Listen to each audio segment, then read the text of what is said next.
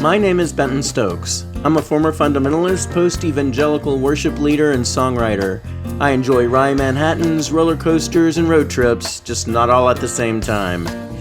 I'm Elane O'Rourke, and I'm a teacher, an author, and a spiritual coach. I was a philosophy professor and a liberal pastor in a couple of former lives, and these days, I love aha moments and not-so-dry martinis. We have conversations about life and God with a queer perspective, over cocktails, like you. This is Cocktail Theology. Today's cocktail is a highball, so you might hear this, folks. Jingle, jingle. Jingle, jingle. Now, this drink is actually traditionally served in like a copper thing, isn't it? I've never actually ordered one, ever. So I know that that's how they are served. They're served in a kind of a, it looks like a barrel. Yeah. Except it's copper. Yeah. Sometimes silver, but usually copper. Yeah. Well, this is a Moscow Mule. Okay. And it's a very simple drink to make. It's only vodka with some lime juice and ginger beer. Okay. Now, for this one, I used a ginger beer that I enjoy just sipping. So I don't use it as a mixer generally. I just like to sip it.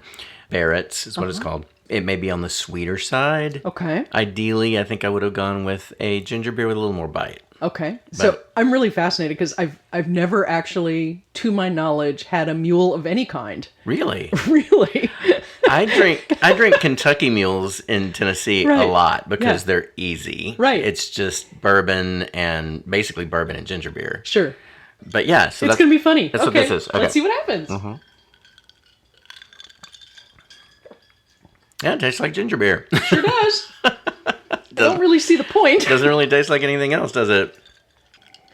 Okay. Well, so I might, because it has no other flavor in it, I would probably use like a really sharp Jamaican type ginger beer. Yeah, the probably. ginger beer should be a sharper one. Yeah. I mean, there's nothing wrong with it. It's just not interesting. Yeah, it's not to terribly, my taste. It's not terribly interesting, but... So. But listeners, if you have ideas for mules, because there are a ton of variations on mules, let us know. CocktailTheology.com. I wonder if you can make a shrub into a mule. This is actually getting a little theological. Hang on a minute. Yeah, that could be interesting. That would give it a kick. But okay. So the topic we're going to discuss today, I have to tell you that it emerged in my consciousness when I was in seminary. Okay. And I was studying Bible, I was studying church stuff, all that stuff. Yeah. And it became really, really clear to me, as I'm sure it's been clear to many other people, that the Gospels and the letters are quite different theologically. Yes, they are. And there are times when it becomes fairly clear that Jesus and Paul, had they actually chatted with one another, would not have agreed. Mm-hmm. So what I want to play with today is Jesus versus Paul. What do we do with that? Discuss. Because historically, we've taken the entire Christian scripture, what we call the New Testament, as canon, right? And it was turned into canon around the 4th century. But it isn't like it hadn't been moving towards that for a long time. So for people who don't know how the Bible was canonized or how any canon is created, generally what happens is over time, it turns out that there's some body of work that most people who talk about the thing refer to. Sure. Okay. So if you were talking about Western musical influences, you might have your own list of 2,000. Okay? Yeah.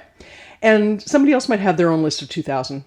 The ones you agreed on would be more likely to be canon than the ones you didn't agree on. Because those are the ones that probably most people agree on. Exactly. And so there's nothing sinister about how a canon develops. Now, what it can do is become very narrow unnecessarily, right? So if the people who are deciding what counts as canon all come from the same background, we're reared in the same direction, all that stuff, then your canon gets really, really narrow really fast. That's not what happened. So we've considered what is now considered the New Testament or Christian scripture canon. And what that means is that even if you take away any mystical, and I don't mean that in a negative way, any mystical influence from God, it is the thing on which we base our dogma and doctrine, if not our theology. Gotcha. Okay? So to suggest that there might be some tension between the Gospels, you might include Acts if you want, but the Gospels and the letters and Revelation is to suggest a potential for a hierarchy of value. Yeah. So I lift that up as the first question. Okay. The second question that I lift up, I know that didn't sound like a question, but it kind of is a question. Yeah. The question is, what about that? But the second one is that most churches, I'm going to say that as if I know, most churches, at least in the United States, base their way of being churches upon the letters rather than upon the Gospels. Wow, yeah. Yeah, I see that. And for me, that raises some interesting problems. So that's what I wanted to talk about today. I think that's a Is great topic. what the to heck talk we about. do with the Jesus versus Paul problem. So here's the stuff that actually I think is important to pay attention to. Okay. And the reason it's an issue is Jesus did things like elevate women. Right. And talk about how we should treat each other and that kind of stuff. Yeah. In a very personal way. Yes. Right? So when he says to the woman who's been caught in adultery, I don't condemn you and neither does my Father. That's not exactly right, but that's it. That's a very different sensibility than we get from churches. It is. Many churches. And part of that's because churches tend to go for structure and instruction to the letters of Paul, Timothy, and those guys. There's reason for this. And it's not just because Jesus actually asks something of us that makes us uncomfortable. Okay? If you think about what Jesus is doing, Jesus is talking to many, many individuals, but not clusters of communities. Right. Right? His disciples are individuals who he has chosen and who have chosen to follow him. Right. The people who gather are individuals or clumps of families or whatever who have come to talk to him and all that. Even when he's talking to the Pharisees and the Sadducees and the various leaders, he's not talking to them as an enclave that he is addressing about their enclaveness. Yeah. Right? Yeah. Instead, he's addressing them as people and as people engaged in relationship with each other and with other people. Yeah. That is a very different thing than what Paul is doing. So what Paul is doing, and most of the other writers in that part, is addressing people who are doing one of two things. Trying to live together as a church, whatever that means, or pastor one. Okay. And that's a different task. It is. So if I am thinking, and I have experience in both of these, so I'm fairly confident in talking about this. If I am thinking about how I follow Jesus, the kinds of questions I'm going to ask are going to be different than the kinds of questions I ask as a pastor. Now, I may be guiding people in the same way, but I personally, in trying to follow Jesus, do not have the problem of this guy and this guy won't sit at the same table together. What am I going to do with them? Yeah. That's a different kind of problem. Yeah. Paul is addressing a whole different kind of set of problems than Jesus was addressing.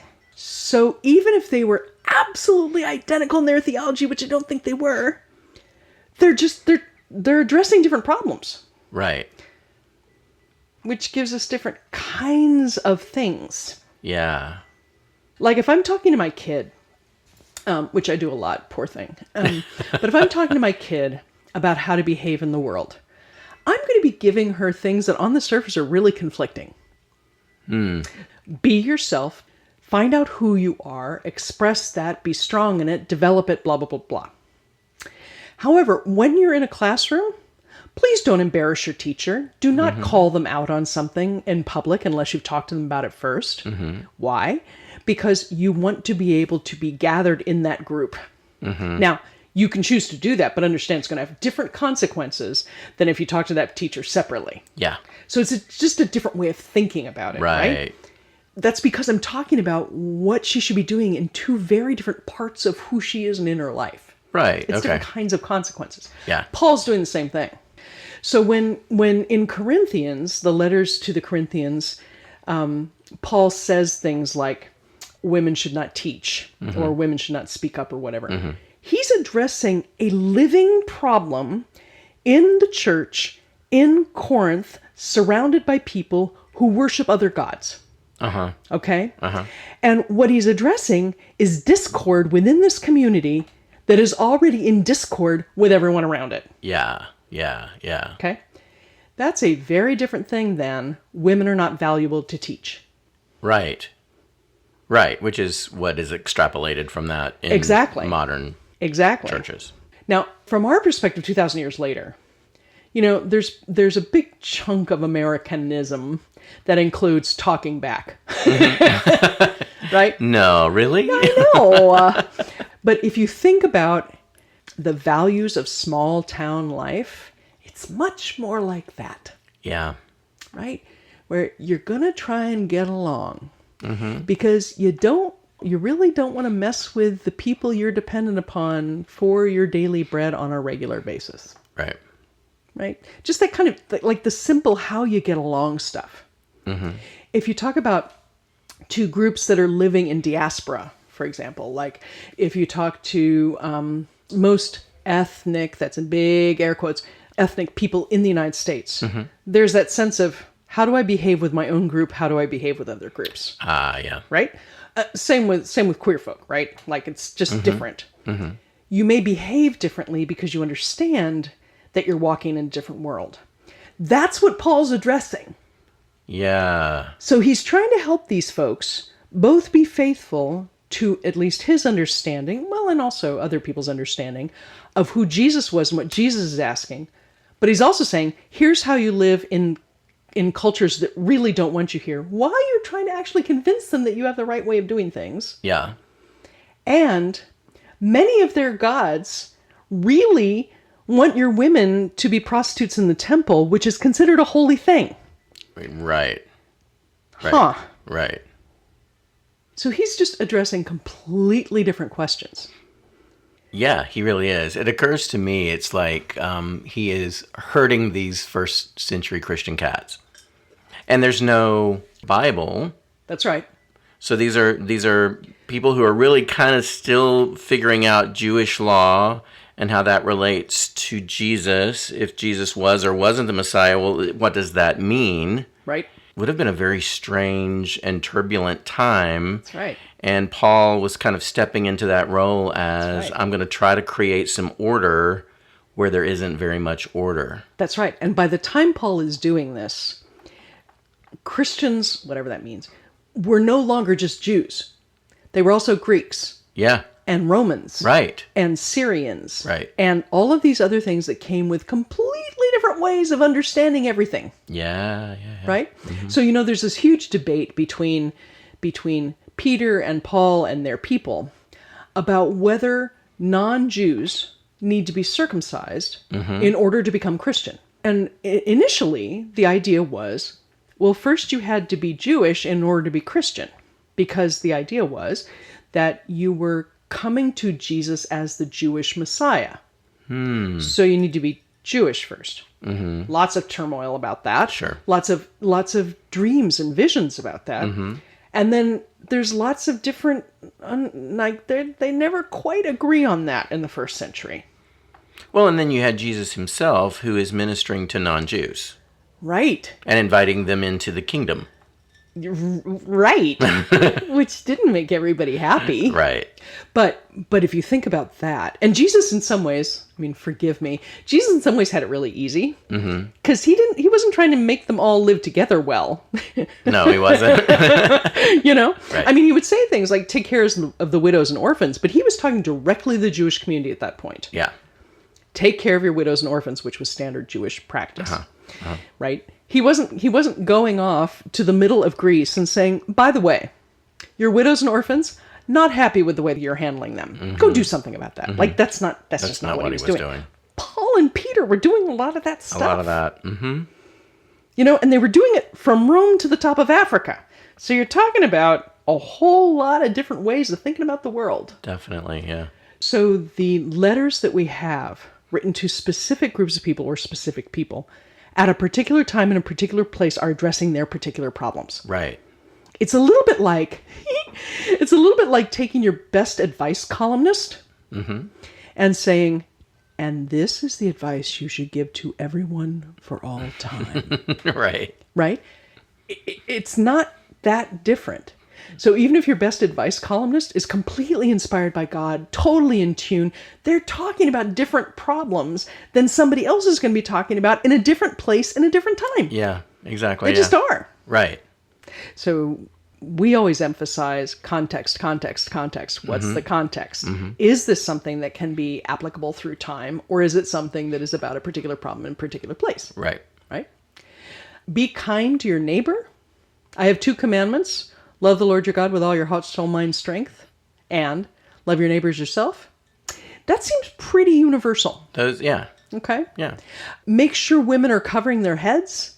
Probably not so universal. Not actually universal. Right? And there are things to, I mean, I'm picking on women because that's one of those places. We also get not an approval of slavery, that is a total misreading, but a recognition that slavery was a reality. Yes. And that being a follower of Jesus in the first century meant you were automatically causing a rift in that whole public system because slaves and their masters, they had a somewhat different system, so it's a weird way to put it, but the slaves and their masters could be in church together, and they would be equal while they're in church. And then they had to go back out into the world and be like, okay, how do we manage this? Right? And under Jewish law, of course, slaves were set free every so often and debts were forgiven and all those kinds of things. Right. There's this weird thing that's happening for them.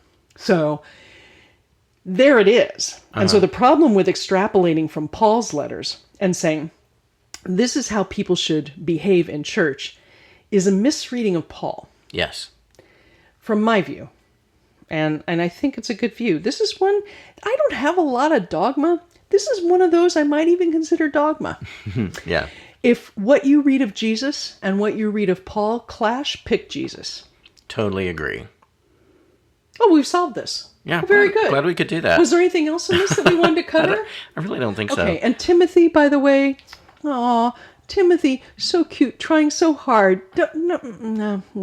Just let Timothy go. Just say, Timothy, you were a young guy trying to run some churches, and you probably didn't exist in the first place. But, otherwise, you're good to go. You're good to go.